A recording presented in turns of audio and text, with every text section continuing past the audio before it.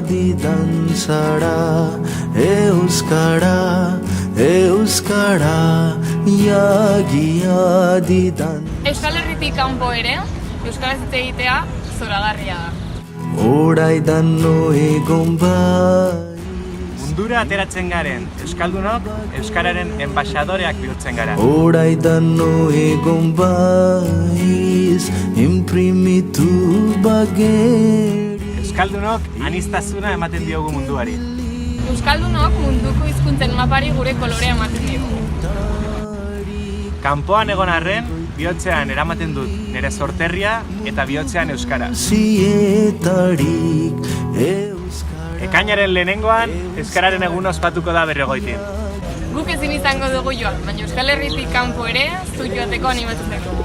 Euskararen egunera joan eta eman bizitza euskarari. Euskara.